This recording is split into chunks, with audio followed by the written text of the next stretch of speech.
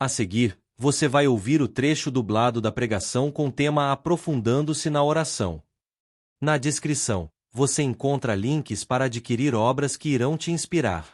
Para mais conteúdos cristãos relevantes, acesse talmidimdecristo.com.br. Hoje, quero falar com vocês sobre ir mais fundo. Em oração, igreja, diga para o vizinho, vá mais fundo. Igreja, diga para o outro vizinho, aquele que não foi sua primeira escolha. Diga, em oração, eu reservo essa palavra para você em oração. Amém. Se você está com sua Bíblia, venha comigo. Vamos abrir em Lucas, capítulo 5, versículo 5. Mas Simão respondeu e disse a ele, Mestre, trabalhamos a noite toda e não pegamos nada. No entanto, sob a tua palavra, lançarei a rede. O desafio de oração que temos como igreja, no início do ano, é um desafio de jejum por 21 dias, onde tiramos um tempo para jejuar e orar.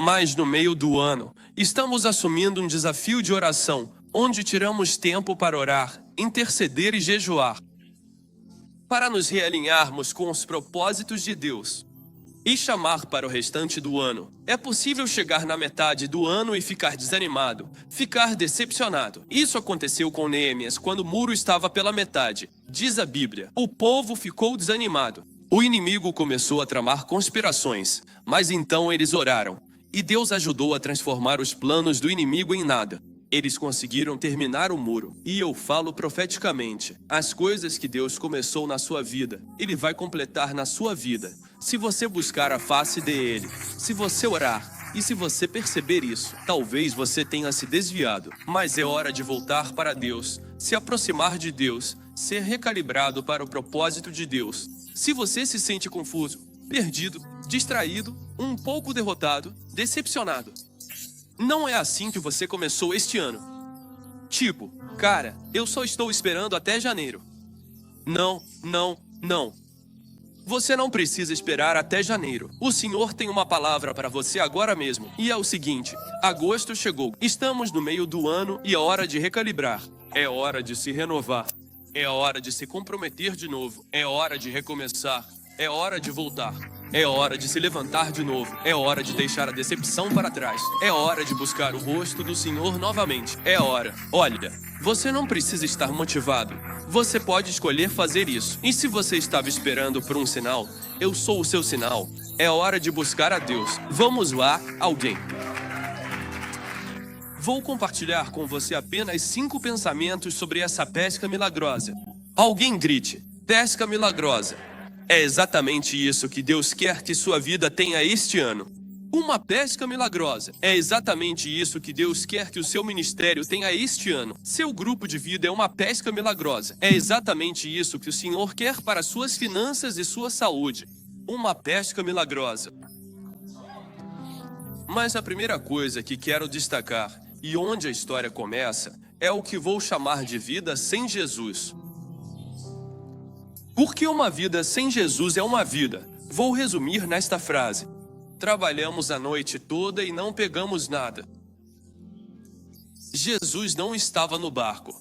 Jesus não fazia parte da vida deles. Eles eram pescadores e pescaram a noite toda, mas não pegaram nada. Mas a Bíblia não diz que eles pescaram a noite toda. Diz que eles trabalharam arduamente a noite toda. Porque a vida sem Jesus é uma vida de esforço. É uma vida de labuta.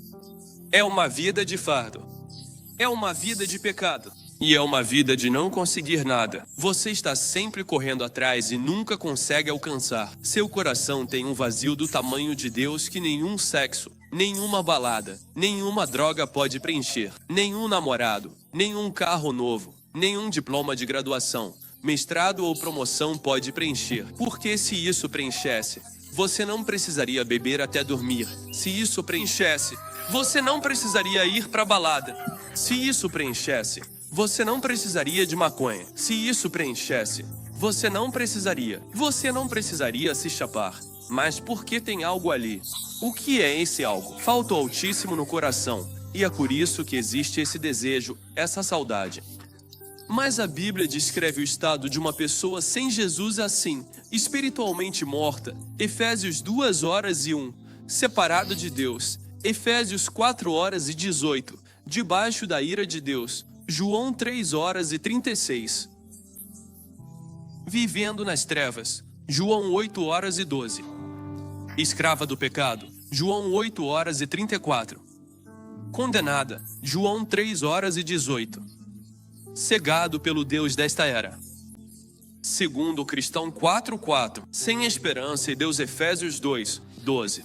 Alguns de vocês estão olhando para esta lista e pensando: o que? Esse é meu currículo. É quem? Como a Bíblia fez isso há 2000 anos? Essa é a minha vida. É exatamente assim a vida sem Deus. Veja quando Deus nos criou antes de nos fazer, diz a Bíblia. Ele falou com a terra e disse: terra, produza plantas. E as plantas vieram da terra. E é por isso que as plantas precisam da terra para viver. Depois Deus falou com a água e disse: água, produza peixes e todo ser que se move na água. E como os peixes vieram da água, os peixes precisam da água para viver. Então Deus falou consigo mesmo e disse: façamos o homem à nossa imagem e semelhança. Então o homem veio de Deus. Nós somos feitos à imagem de Deus, e por isso precisamos de Deus. Assim como peixes precisam de água e plantas de solo. Quando você perde Deus, se afasta dele, o que acontece é que você morre espiritualmente quando o pecado se coloca entre você e Deus. Não importa o quão educado, inteligente ou bonito você seja. E, sinceramente, não importa qual seja a sua religião, você está morto. Você pode ser um lindo peixinho dourado sem água. Você está morto. Você pode ser a árvore mais bonita sem solo. Você está morto. Você ainda parece uma árvore, só que seca e morta. Como cristãos, precisamos primeiro entender de onde viemos. Não estou descrevendo aqui a vida de um cristão, mas sim uma vida antes de Cristo. Antes de Christian. Mas alguns de vocês aqui, vocês chegaram hoje, e estou descrevendo o seu estado atual. Quando Adão pecou contra Deus, a primeira coisa que ele fez foi se esconder de Deus. A humanidade ainda faz isso. Nós nos escondemos de Deus. É por isso que não queremos orar, não queremos passar tempo com Deus, porque há um pecado em nossa vida. E esse pecado não só nos separa de Deus, mas esse pecado nos faz sentir vergonha e culpa. E esse pecado nos leva a criar uma religião, o nosso próprio jeito de nos aproximar e agradar a Deus. Adão rapidamente cobriu sua nudez com folhas de figueira, pensando: bom, isso vai cobrir minha nudez, minha vergonha. Mas você precisa entender, nenhuma quantidade de boas obras, nenhuma religião neste mundo poderia resolver o problema do pecado, porque o problema do pecado só pode ser resolvido por um Salvador. Veja, Deus nos dá a lei para nos lembrar que somos pecadores. É como um termômetro, sabe? Você usa o termômetro para medir a temperatura do seu corpo. Você sabe está febre. Engolir termômetro não cura. Boas obras, a lei, sua consciência estão aí para te dizer que você está errado. E você vai encontrar a nova era, vai encontrar a feitiçaria, vai encontrar as religiões culturais que vão te dizer: não, você é bom, não, você não é bom, você está morto. Nós não temos nada, diz a Bíblia. Então não acredite nas mentiras da cultura. Quando você está separado de Deus, você está morto, você está derrotado. E olha, não importa quanto perfume você borrife no cadáver, ainda é um cadáver. Então joga aí um pouco de boas obras. E, bom, sabe, eu fui à igreja, me sinto muito melhor. Você ainda é um cadáver. Você deve estar pensando: vim para encorajamento. Você está morto e precisa de ressurreição, não de encorajamento. E essa ressurreição só vem de uma pessoa. Não é Buda, não é Krishna, não é Maomé. É por isso que eles não criticam nem zombam nos Jogos Olímpicos, porque estão mortos. Eles sabem que estão mortos. Você só zomba de alguém que está vivo e de alguém que representa uma ameaça. Não há outro nome, nem mesmo no céu, pelo qual possamos ser salvos, a não ser pelo nome de Jesus. É Jesus quem salva. Ah, vamos lá. alguém. É Jesus quem perdoa os nossos pecados. Por quê? Porque foi Jesus quem morreu por nós. Se alguém ama Jesus, aquele que mudou sua vida da morte para a vida, dê louvor ao Senhor nesta casa, nesta manhã. Vida sem Jesus. Vida sem Jesus é uma vida vazia. Talvez você esteja aqui hoje e se encontre com suas redes vazias. Vazias de paz, alegria, realização. Elas estão vazias de propósito. Em vez disso, estão cheias de depressão, desilusão, aborto e confusão de gênero. Talvez hoje elas estejam cheias de ansiedade. Você veio ao lugar certo. Por que estamos aqui hoje? Não só para apontar o fato de que trabalhamos a noite toda e não pegamos nada, mas eu preciso ler outro versículo para você. E esse versículo é o versículo 3. E ele entrou em um dos barcos, que era o de Simão, e pediu que ele afastasse um pouco da terra. E sentou-se e ensinou as multidões do barco. A segunda coisa que vemos é Jesus. Entra no barco. Veja, a vida sem Jesus é vazia, mas não é só vazia aqui na terra. A vida sem Jesus é separada de Deus. A vida sem Jesus é passar a eternidade no lago de fogo e também viver um inferno na terra. A vida em Jesus é quando eu quero que você perceba a diferença. Trabalhamos a noite toda e a próxima referência que vemos é Jesus sentado no barco. A vida em Jesus é uma vida de descanso, uma vida de graça, uma vida de aceitação. É uma vida onde você é uma nova criação. É uma vida onde você é redimido.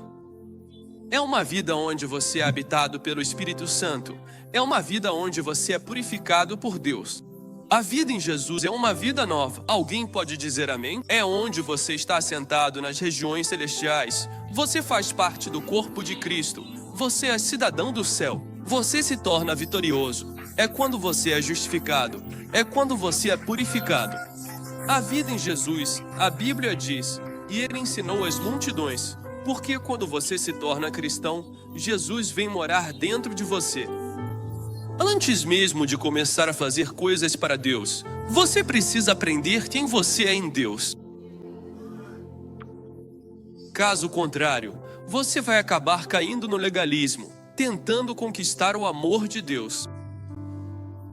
Você sempre vai sentir que não é suficiente. Nunca é o bastante. Nunca é o bastante de leitura da Bíblia. Nunca é o bastante de oração. Nunca é o bastante de testemunho. Nunca é o bastante. É como se você estivesse tentando agradar um chefe muito exigente, um perfeccionista.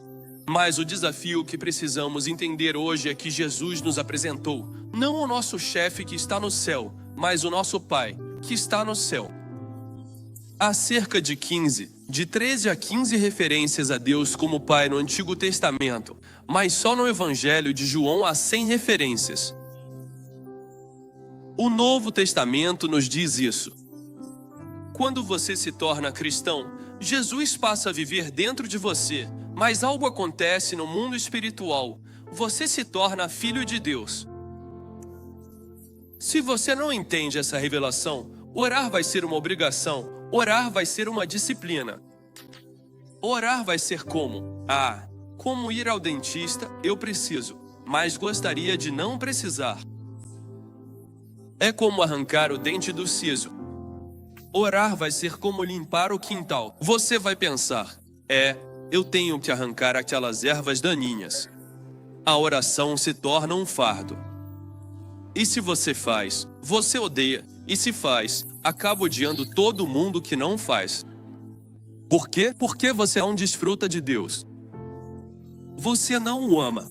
Você não sabe que Ele te ama. Você realmente acha que, se não orar o suficiente, se não jejuar o suficiente, talvez Ele não te ame. Ele pode te expulsar da sua vida e você não entende que a vida cristã é estar assentado em Jesus. Eu não oro para que Deus me ame.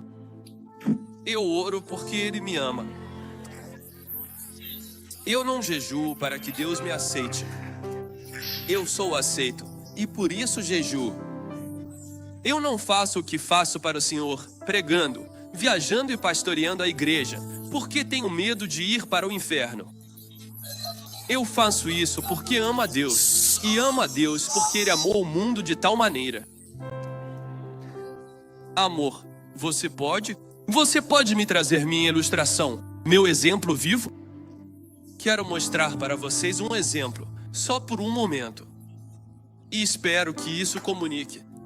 Isso de forma mais próxima e mais realista. Hoje tem muitas ilustrações, elas vão ilustrar o ponto. Você pode vir por aqui? Vamos dar uma salva de palmas para o filho. Esse é o meu garoto.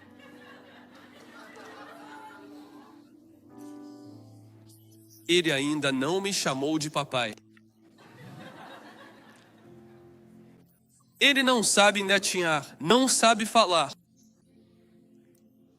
Ele ainda não lavou a louça, ainda não limpou a casa. Para ser sincero, ele já me custou muito dinheiro, muito tempo e também sono. Eu o quis antes mesmo de conhecê-lo. Eu o escolhi antes mesmo dele abrir os olhos. Eu já o desejava antes mesmo dele vir a este mundo. O lugar que ele ocupa no meu coração, ele nunca trabalhou para conquistar esse lugar, nunca se qualificou para esse lugar, e esse lugar é dele. Ele é filho. Isso lhe foi dado por causa do seu nascimento, não por causa dos seus esforços. Ele sempre será meu filho quando aprender a andar, falar, limpar, ir para a escola. A condição dele sempre vai mudar. A posição dele permanece a mesma. Veja, você precisa entender, para buscar a Deus com paixão. Você precisa entender que o seu lugar no coração de Deus sempre será o mesmo. Você é filho de Deus. Ele diz, você não me escolheu, fui eu quem escolhi você. A Bíblia diz, nós amamos a Deus porque Ele nos amou primeiro. Você nunca conseguirá amar mais do que Deus. Você não é o iniciador do amor de Deus. Ele é quem começa tudo. Você é apenas quem responde. E você sabe, esse menino, hoje de manhã, minha esposa, ela terminou as tarefas dela às 5. Eu peguei as minhas às 5 também, então fiquei deitado com ele por um tempinho. E ele fica me chutando na cara a cada 5 segundos, sabe? Chora a cada 5 minutos. Ele não está me procurando. Eu é que estou sempre procurando por ele. Eu sempre consolo ele quando chora. Eu não bato nele. Quando ele adormece no meu braço, eu digo, acorda, como ousa dormir na minha presença? Se ele adormece, isso me dá alegria. Por quê? Porque ele é meu filho. Eu amo ele porque eu amo ele na minha família. Ele está crescendo. E por que está crescendo? Ele está mudando. É por isso que um dos nossos lemas na Handrigen é: nós não mudamos tentando, mudamos crescendo. Veja, uma das nossas afirmações diz: pessoas que crescem mudam. Você não pode mudar se estiver apenas tentando mudar, mas pode mudar se estiver tentando crescer. Mas você não pode crescer se não tiver um ambiente onde é totalmente e incondicionalmente aceito. E esse ambiente não é a religião. Esse ambiente são as mãos de um Pai Celestial que diz: eu te escolhi, eu te amo e vou te consolar. Assim como um pai tem compaixão dos seus filhos, eu terei compaixão de você. Que tipo de amor Deus derramou sobre nós, que Ele nos chamou de filhos? É por isso que você não vai à oração para provar a Deus que é cristão. Você vai à oração para desfrutar do amor de Deus. Você não vai à oração para encontrar Deus. Deus nunca esteve perdido. Você vai à oração para estar com Deus. É por isso que você não trata a oração como algo. É uma obrigação. É uma alegria porque eu posso passar tempo com meu Pai. É por isso que Jesus diz, quando você for orar, Ele diz, fale com seu Pai, que está em secreto. Seu Pai está lá na oração. Fale com Ele em segredo. Apenas esteja lá. Ele ainda não sabe o que dizer. Ele passa tempo comigo todos os dias, meio que faz o que está fazendo agora.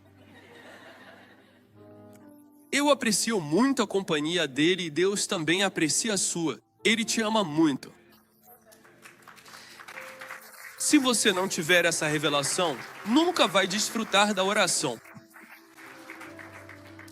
A oração sempre será uma batalha difícil, como empurrar um caminhão madeira acima. A oração sempre vai parecer levantar peso ou algo muito pesado. Deixe Jesus sentar.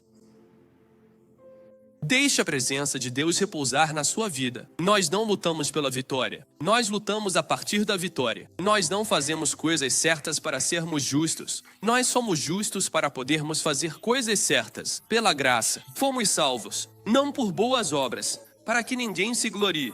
Precisamos voltar para esse lugar, porque não podemos ser apaixonados por Deus se não soubermos.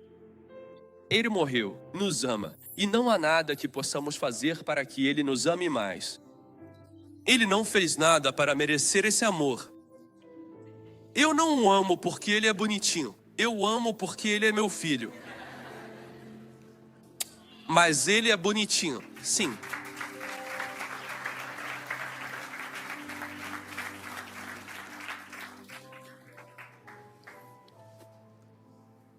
Anote isso. A intimidade com Deus flui da identidade em Cristo. Se você não conhece sua identidade, nunca terá intimidade para a vida. A intimidade com Deus flui da identidade em Cristo. Minha posição é permanente, minha condição muda, minha condição melhora, mas minha posição não melhora. Só porque preguei no último fim de semana em Londres, no Kansas, e vi pessoas sendo salvas, Deus não me vê como um filho melhorado. Eu não sou o filho júnior.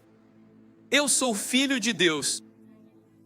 Antes de ser pastor, sou filho. Antes de ser marido, sou filho. Antes de ser autor, sou filho. Essa posição é a mais importante que eu ocupo. Porque você pode tirar todo o resto da minha vida, mas isso você não pode tirar. Porque foi garantido pelo sangue de Jesus. E o meu segundo nascimento, o novo nascimento que Deus realizou pela sua graça, me dando um coração novo e uma vida nova, Jesus disse. A Bíblia diz, e ele ensinou a verdade, a palavra de Deus. Até chegar naquele lugar onde se esforça, não corta nada, se esforçou. E é por isso que tem medo de ser cristãos, porque pensam, se eu me tornar cristão, trabalhar muito duro. Para um Deus que é perfeito, é bem diferente. A vida cristã não é sobre trabalhar duro. Primeiro, Jesus diz, permaneçam em mim, e em João, capítulo 15, ele diz, permaneçam em mim, e que as minhas palavras permaneçam em vocês. Pergunte ao Pai. Veja se sua oração não flui da permanência. Ela sempre parecerá uma tarefa, sempre parecerá oração. 21 dias de oração. Você está brincando comigo? 21 dias de jejum? Homem, só mais um lembrete de que eu não tenho rezado. Cara, a igreja sempre traz essa culpa para a minha vida. Veja, você não entendeu nada. Sua identidade em Jesus torna sua intimidade possível. Sua identidade em Jesus, Jesus fazendo de você uma nova criação, um filho de Deus, uma noiva de Jesus, um amigo de Deus, torna essa intimidade possível. Amém. Ela nos liberta. Deus nos ama, e porque Ele nos ama, nós respondemos amando-o de volta. Se o seu foco é o quanto você ama a Deus, você vai acabar sendo muito autossuficiente, legalista e condenando qualquer um que não atinja seus padrões. E você será extremamente duro consigo mesmo, e você vai viver em uma montanha-russa. Haverá dias bons, você será tão bom. Geralmente terá mais dias ruins que bons. Nos dias ruins, ficará tão deprimido, duvidará da sua salvação. Porque o foco está em você. Pense em si mesmo como a lua. A lua é apenas uma bola escura. A única luz que a lua emite é a luz que ela reflete. Você não tem luz própria, por assim dizer. Você tem a luz de Jesus, e se você focar na luz dele, você sempre vai brilhar.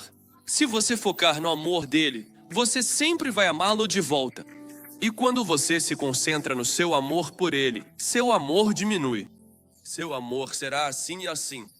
Seu amor será legalista, legalista. Seu amor apaixonado, agressivo, mesquinho e zeloso.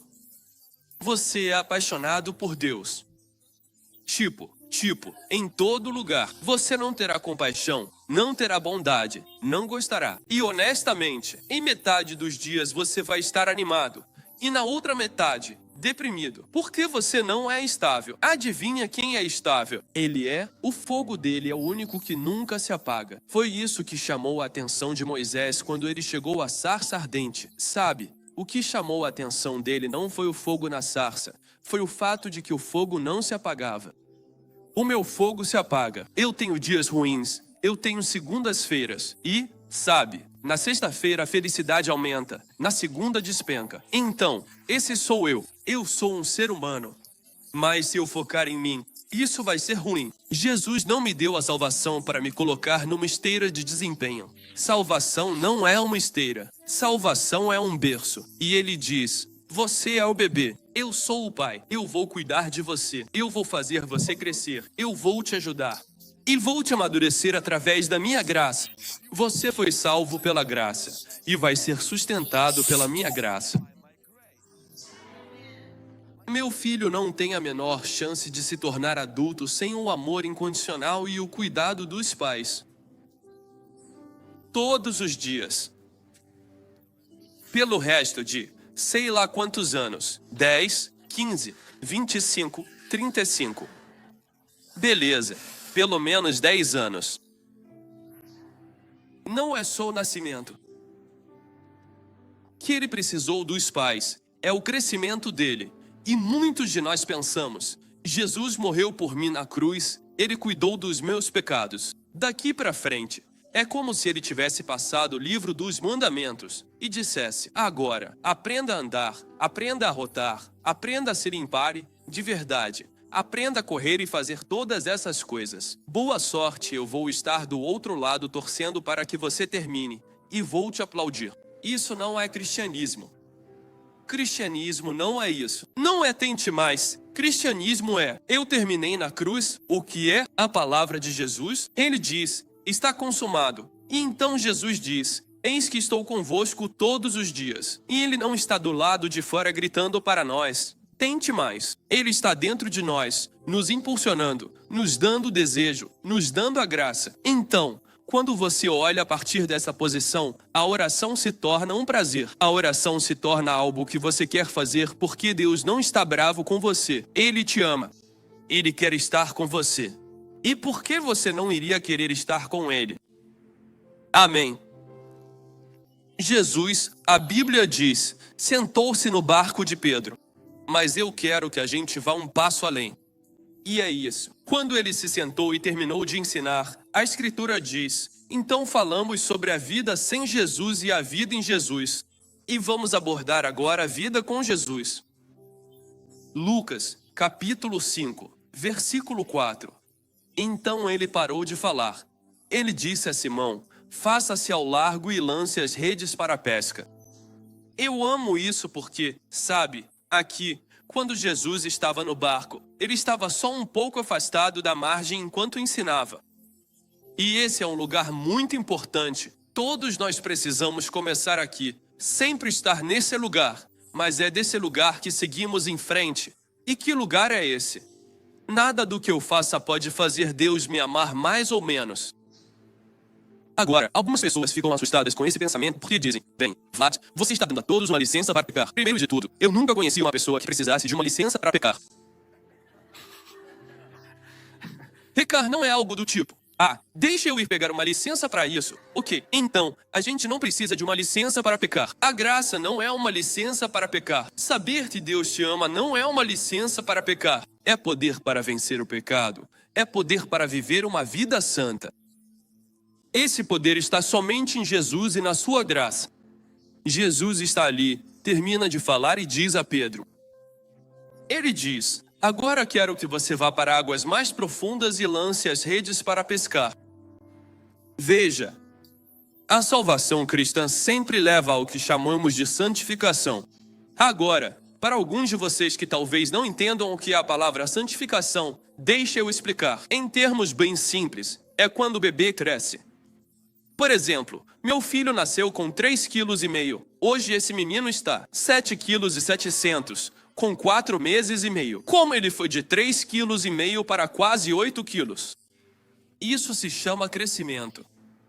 Eu coloquei ele numa escola, ele fez algum curso sobre crescimento? Não, amor. Muito sono, muito leite, muito leite. E aí, naturalmente, ele cresce. Em um ano, ele vai crescer ainda mais. Você nunca deve permanecer onde começou. Porque a vida cristã é o amor incondicional de Deus, mas também é um crescimento contínuo em Deus.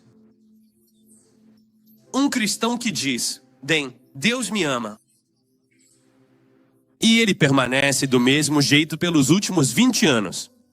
Se meu filho tivesse ficado do mesmo jeito 4 meses depois, com o mesmo peso, a mesma aparência, tudo igual, 4 meses depois, nós o levaríamos a um especialista e diríamos, precisamos examiná-lo, algo não está certo. Nós diríamos que isso não é saudável, ele está vivo, mas não está saudável. Deus quer que o cristão seja saudável, e ser saudável significa estar crescendo. Agora, como é esse crescimento? Fico tão feliz que você perguntou. Jesus diz a eles, Jesus diz a Pedro, ele fala, vá para águas mais profundas. Então agora indo para o fundo. A palavra profundo, para muitas pessoas, espiritualmente falando, às vezes significa algo como, cara, essa pessoa é profunda. E quando um cristão diz isso, especialmente em círculos carismáticos, significa que seja lá o que disseram, eu não faço ideia. É muito misterioso. Eles falam sobre coisas misteriosas que eu fico tipo, nossa, parece tão legal. Eu realmente quero aprender isso. Eu não faço ideia de como isso se aplica à minha vida pessoal e não sei se funciona na vida deles. Mas, quero dizer, soa tão legal. Me conte mais sobre essas coisas profundas. Não estou falando desse tipo de profundidade. Não estou falando disso. O que significa ser profundo? O que significa ser santificado? Em 2 Timóteo, capítulo 2, versículo 20, Paulo diz, na casa de Deus, não há apenas vasos de ouro e prata, mas também de madeira e barro. Ele diz, alguns para honra, outros para desonra. Parafraseando o próximo versículo, ele disse, no versículo 21, ele diz o seguinte, ele diz que, se formos santificados e purificados, seremos vasos para honra, úteis para o mestre, preparados para toda boa obra. Você pensa, ok, ótimo, é isso mesmo que significa ser profundo. Então, no versículo 22, ele resume em 3 passos simples. Você está pronto para isso? Ele diz, fuja dos desejos da juventude, busque a pureza, busque a retidão, busque o amor, ou seja, busque coisas boas. E então há mais uma frase ali, com aqueles que invocam o Senhor de um coração puro. Então, ir fundo tem 3 componentes. Alguém diz fugir, alguém diz perseguir e alguém diz com esses. Então, ser espiritualmente profundo. Significado. Estou fugindo de alguma coisa, estou correndo atrás de alguém e estou correndo com algumas pessoas. Deixe-me repetir isso para o pessoal no Segundo Santuário e no YouTube. Eu estou correndo atrás de alguém. O nome dele é Jesus. Enquanto corro atrás de Jesus, estou buscando a pureza. Estou buscando a retidão. Estou buscando a honestidade. Estou buscando a bondade. Estou buscando a fidelidade. Estou buscando a integridade. Então, eu não estou correndo atrás dessas qualidades. Eu estou correndo atrás de Jesus e Ele me ajuda a alcançar essas qualidades. Enquanto estou buscando a pureza, ao mesmo tempo estou fugindo da luxúria. Veja, você não pode estar perseguindo, flertando com a luxúria e dizer que está correndo atrás de Jesus. Você precisa correr atrás de Jesus e, ao mesmo tempo, fugir disso. O problema no crescimento acontece aqui. É quando muitas pessoas acham que isso acontece no vácuo. Você não pode crescer no vácuo. Você não pode se aprofundar no vácuo com aqueles que invocam o nome do Senhor. Onde muitos de nós experimentam estagnação no nosso crescimento. É isso? A gente se empolga no domingo, ou se anima assistindo a um vídeo, lendo um livro, ficamos cheios de convicção pelo Espírito Santo e pensamos, é isso, agora vou correr atrás de Deus. Mas o problema é que seus 5 melhores amigos estão te atrasando. Dizer não às drogas. O objetivo não é só dizer não às drogas, é dizer sim a algo maior do que as drogas. Isso te dá poder para dizer não às drogas. Se tudo o que você faz é olhar para aquela maconha e dizer, eu só estou dizendo não para a maconha, você vai acabar voltando, porque nunca disse sim para algo maior. Diga sim para Deus, então você terá força para dizer não ao pecado. Mas quando você fizer isso, vou te fazer uma pergunta. Com quem você está correndo? Porque essa última parte pode atrapalhar tudo. Isso pode bagunçar tudo. A maioria de nós pensa, amo essa ideia de correr atrás de Deus. Dizer não ao pecado, não preciso de gente ao meu redor. Me decepcionei com pessoas. Eu já tive experiência de grupo de vida antes. Já fui para essa igreja, fui para aquela. Olha, só porque algo aconteceu lá, só porque um barista errou seu café. Não desista do café tão fácil assim. Ok, esse foi um exemplo ruim. Só porque você teve uma experiência ruim na igreja, não significa que você deve jogar fora o princípio bíblico pelo qual Deus disse que você deve crescer. Você e eu precisamos um do outro para que possamos correr juntos. Amém. Então, a vida sem Jesus é trabalhosa e vazia. A vida em Jesus é uma vida de graça. É uma vida de descanso. É uma vida de paz. Não é uma vida numa esteira, onde estamos a agradar. Deus, que nunca está satisfeito, eleva o padrão. Não, é uma vida onde você, começando de um ponto, é amado, é aceito, é agradável. Mas Ele te ama tanto que quer que você cresça.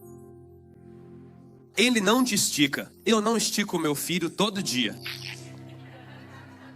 Não é assim que a gente cresce. A maioria de vocês acha que é assim que Deus vai fazer você crescer. Chegar toda vez e te esticar. Te esticar. Deus estica a nossa fé? Sim. Mas Deus sempre nos faz crescer espiritualmente pelo leite da palavra. E como vamos mais fundo? Correndo atrás dele, fugindo das coisas que o Espírito Santo destaca, e então caminhando com as pessoas que Deus coloca no nosso caminho. De quem você não tem respondido as mensagens? Quando te convidaram para um grupo de vida? Responda para eles depois do culto e diga, o filho pródigo voltou para casa. Quando é o próximo grupo de vida? Qual é a pessoa que você conhece que pode te inspirar espiritualmente e que você tem evitado? E vamos um passo além. Quem é alguém que, honestamente, tem te atrapalhado espiritualmente? Talvez seja a hora. Não estou dizendo, não estamos falando disso. Você bloqueou essa pessoa. Estamos dizendo, talvez coloque ela de lado por um momento e diga, ei, eu preciso encontrar bons amigos. Preciso encontrar alguns amigos piedosos. Especialmente vocês que estão na escola, os mais jovens. Isso é crucial. Seus amigos podem fazer você prosperar ou destruir. Eles são como elevadores. Eles vão te levar para cima ou para baixo. Seus amigos vão aproximar você de Jesus ou afastá-lo ainda mais dele. Quero que você observe que a quarta coisa que aconteceu aqui é isto. Lucas, capítulo 5, versículo 6. E, fazendo isto, apanharam uma grande quantidade de peixes e rompia-se-lhes a rede. Então a vida sem Jesus é vazia. A vida em Jesus é cheia da graça de Deus. A vida com Jesus é crescer em Jesus fugindo do pecado, correndo atrás dele e correndo com o povo de Deus. Quando você fizer isso, quero que observe o que acontece. A Bíblia diz que são suas redes. Agora, eles não tinham redes como essas. Era mais parecido com aquelas que você provavelmente já viu em séries de TV, onde as redes ficavam cheias de peixes. A Escritura diz que eles pegaram muitos peixes. Na verdade, isso é chamado de pesca milagrosa. Quero falar para a vida de alguém hoje. O Senhor quer trazer um milagre para a sua rede. Ele quer trazer um milagre para a sua família. Ele quer trazer um milagre para as suas finanças. Ele quer trazer um milagre para a sua vida. Trazer um milagre para a sua saúde, aquelas redes vazias que você tinha antes. Talvez você tenha vindo para Cristo com as finanças quebradas. Talvez você tenha vindo para Cristo com o casamento destruído. Hoje, o Senhor quer que você tenha uma pesca milagrosa na sua família, do seu casamento. Uma pesca que vai surpreender seus amigos. Uma pesca que vai atrair outras pessoas. Para dizer, cara, olha o que Deus está fazendo no grupo de vida do Austin. Eu quero ir para o grupo dele. Por quê? Porque está acontecendo uma pesca lá. Olha o que Deus está fazendo na vida do Julian. Eu quero estar perto disso porque está acontecendo uma pesca ali. Está acontecendo um milagre. Está acontecendo uma bênção na vida deles. E outros vão até procurar se conectar com você para que possam participar do que Deus está fazendo através da sua vida. Ele quer fazer uma pesca, ele quer trazer uma bênção, ele quer trazer um avanço na sua vida. Nós servimos a um Deus bom. Alguém pode dizer amém? Nós servimos a um Deus que veio para dar vida, e vida em abundância. Ele quer encher o seu coração de alegria. Ele quer encher o seu casamento, que se torna uma luz para o resto da família. Ele quer te abençoar com boa saúde e bons princípios para que você possa viver muito e servi-lo. Amém. Mas uma coisa que eu quero destacar: se você quer fazer uma pesca, você precisa ter uma rede. Se você não tem uma rede, não é que Deus não vai colocar peixes, é que eles nunca estarão no seu barco. O que é uma rede? Uma rede representa, veja, quando Deus nos criou, Ele sempre colocou algo em nós, mesmo que seja pequeno, que Ele quer que usemos para avançar a sua agenda. Por exemplo, Deus fez Adão. Ele fez Eva a partir de Adão. Como os filhos de Adão foram feitos? Porque algo está em Eva e algo está em Adão, que se juntaram e se tornaram um bebê. Como novas árvores são plantadas? Deus não nos manda as sementes. As sementes estão nas árvores atuais, que nós extraímos e colocamos na terra. Isso significa que Deus vai trazer um milagre usando a sua rede. Deus vai trazer uma bênção usando o que você tem, aquilo que muitas vezes você e eu desprezamos. É por isso, quando Deus veio a Moisés e disse, sabe, estou prestes a libertar o povo, e ele pergunta, o que está na sua mão? E Moisés responde, bem, eu só tenho uma vara, não é nada. Mas Deus diz, isso é o suficiente, jogue isso no chão. Uma mulher tinha muitas dívidas, e o profeta veio e perguntou, o que você tem em casa? Ela responde, eu não tenho nada, só um pouquinho de azeite, um pouco de farinha. Bem, isso é o suficiente. Se você entregar e colocar nas mãos de Deus, Ele vai usar. Entregue seus caminhos ao Senhor, e Ele endireitará as suas veredas. Por isso, quando Jesus quis alimentar as multidões, Ele perguntou, o que vocês têm? Eles disseram, bem, a gente só tem muito pouco. Um menino trouxe uma marmita. A mãe dele foi muito generosa e deu a ele 5 pães e 2 peixes. Jesus disse, isso é o suficiente. Veja, o que você tem não é suficiente para você. O que você tem não é suficiente para você. O que você? Você não tem o que é preciso para você, mas você tem o que Deus precisa e Ele vai fazer você trabalhar através disso. Quando você dá uma rede para Deus, Deus a enche de peixes. Quando meu pastor começou esta igreja, havia apenas algumas famílias. Ele acreditava em avivamento e foi procurar um prédio. Era este prédio. As pessoas zombaram dele e disseram, quem vai vir? Tínhamos gente suficiente para preencher os 2 primeiros bancos, mas veja, era uma rede vazia. Deus não enche se você não lhe der uma rede. E eu me lembro quando conseguimos essa rede, Era este prédio. No começo, não tínhamos dinheiro para pagar por este prédio. Mas veja, se Deus está com você, Ele vai te sustentar. E Deus nos trouxe uma escola do governo que realmente pagou nossas contas nos primeiros 10 anos da nossa existência como igreja aqui. E então, um por um nos cultos de jovens, as pessoas começaram a chegar. E agora essa rede não é grande o suficiente. Temos que pedir aos nossos amigos de Kennewick para nos emprestar uma rede diferente. Porque, veja, muitos de nós dizemos: Deus, eu quero um milagre. Mas Deus diz que precisa de uma rede. Deus abençoa o trabalho das nossas mãos. Deus não abençoa seus desejos e suas fantasias. Sonhar é bom, mas dê algo para Deus abençoar. Dê algo para Deus tocar. Dê algo para Deus soprar. O Senhor quer cooperar com você. Ele quer ser seu parceiro. Deus não quer te dar um peixe. Ele quer colocar peixes na sua rede e quer que você os pesque. Deus não é socialista. Deus acredita em fazer parceria com você e comigo para que participemos da sua criação e exerçamos domínio. Amém. Se eu quero impactar o mundo, eu preciso lançar vídeos, eu preciso pregar. Eu não posso simplesmente ficar sentado em casa e dizer: bom, Deus, faz um milagre aí. Não, eu preciso agir. Eu preciso dar uma rede para Deus. Qual rede você precisa entregar? O Senhor tem a sua casa. Você sabia que a sua casa pode ser uma rede para pescar almas? Você sabia que seu carro pode ser uma rede para levar pessoas a Cristo? Seu casamento pode ser uma rede de outros casais para Jesus? Seu trabalho pode ser uma rede? Você sabia que estender isso para Deus, Senhor, te entregar, baixar isso, Deus? Eu submeto isso ao senhorio de Jesus Cristo. Deus pode encher isso e Deus pode fazer um milagre na sua família. Amém. Vamos finalizar esta mensagem com a última coisa.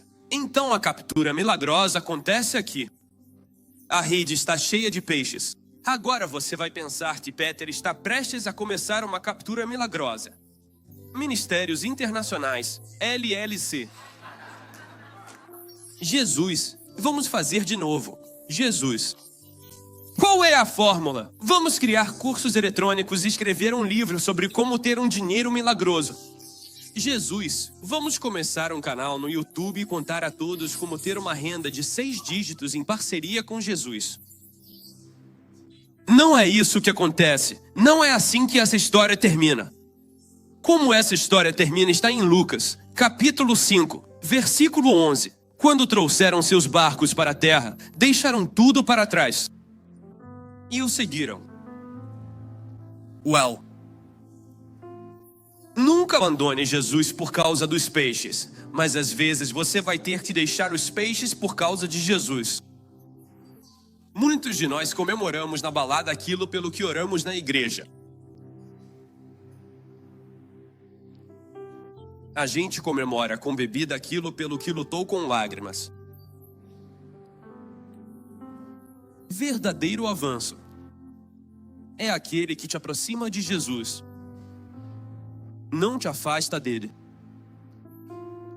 O seu milagre não é o objetivo final, é apenas um meio para um fim. E o fim é o propósito de Deus. Você pode dizer, mas Jesus fez um milagre para eles. Na verdade, não. O milagre aqui foi só um convite, não para melhorar a empresa de pesca deles, mas na verdade para tirá-los disso e levá-los para algo maior e melhor. Eu descobri isso. Eles disseram em um estudo. Foi feito que se você ganha 85 mil por ano, qualquer valor acima disso não aumenta a sua felicidade. Então, a felicidade que você sente ao ganhar 85 mil por ano permanece. Esse nível de felicidade nunca aumenta. Se você ganha mais, existe um limite para a sua realização e alegria quando o Senhor começa a abençoar suas redes. A única maneira de ir mais fundo, mais longe, de se sentir mais realizado, não é pegar mais peixes. Às vezes, é deixar os peixes e seguir o propósito daquele que anda sobre as águas. E qual é esse propósito? Para cada um de nós, esse propósito é diferente. Quando penso no meu amigo, Pastor Ilha, que é pastor na Handry General. Ele está aqui há 20 anos. Nós servimos juntos. Ele ajudou em tantas coisas nesta igreja e nos negócios. E, você sabe, ele tem 3 filhas lindas e tudo era tão confortável aqui. E finalmente, chegamos a um ponto em que 2 áreas pelas quais ele era responsável na Hungry Gen, desde que me lembro, foram resolvidas. E eu pensei, cara, perfeito, o pastor Ilha vai, sabe, relaxar, e ele entra em mais jejum. E o Espírito Santo diz que é hora de deixar a pesca milagrosa. Por que isso é uma pesca milagrosa para ele? O que vemos aqui hoje é uma pesca milagrosa. É Deus agindo. É hora de deixar isso para entrar em território desconhecido. E buscar a vontade de Deus. E a vontade de Deus é ganhar almas e fazer discípulos. E para ele, e isso é ir para a região de Seattle. Eu lembro da primeira vez que eu vi isso e falei, mano, que pecado você cometeu? Por quê? Por que o Senhor está te castigando assim? Por que Ele está lidando com você desse jeito? Mas veja, é assim que o Senhor lida conosco. Ele usa a bênção como trampolim para o propósito dele. No final da sua vida, o que vai importar não é quantos peixes você pescou. Você conseguiu ouvir Ele dizer, servo bom e fiel? Por isso a nossa prosperidade tem um propósito, e esse propósito é o reino de Deus. Por isso o nosso casamento não é a missão, o nosso casamento está na missão. Muita gente se casa e faz do casamento o umbigo da própria vida. Não, o seu casamento tem uma missão, e essa missão é o propósito de Deus. Por isso nossos lares, nossos carros, nossas finanças, nossos corpos, todos têm um propósito, e esse propósito é cumprir a vontade de Deus. E nós sabemos que a vontade de Deus é ganhar almas e fazer discípulos. Alguns de vocês que estão sentados aqui hoje estão liderando um grupo de vida agora. Mas o que vocês não sabem, o avanço que Deus vai trazer para o seu grupo de vida vai se multiplicar em muitos outros grupos de vida. Um dia você vai estar no mesmo lugar que Pedro esteve, onde você vai deixar para trás o avanço que conhecia, para que você possa seguir Jesus e sacudir as nações e cidades para o reino de Deus. Há outros, perderam o emprego e estão prestes a entrar em negócio. Deus está prestes a abençoar seu negócio, mas você pensa que Deus está abençoando o seu negócio para você. Mas Deus vai te usar como financiador do reino. Quando conseguirmos terreno ou construirmos orfanato, não precisaremos fazer arrecadação de fundos. Tudo o que precisamos fazer é você conversar com Deus e Deus conversar com você. Deus vai nos usar para a glória dele. Alguém pode dizer amém? Sabe, eu ouvi essa história. Já mencionei antes na nossa igreja. Havia um nadador armênio soviético aposentado, campeão. O nome dele é Shavar Shakarapetia. Ele é detentor de 11 recordes mundiais, 17 vezes campeão mundial, 13 vezes campeão europeu e 7 vezes campeão da URSS.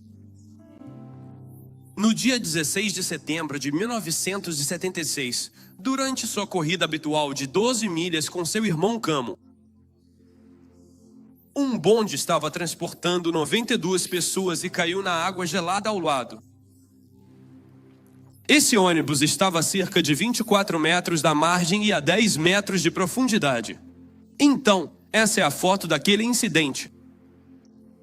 O que aconteceu com Shavar?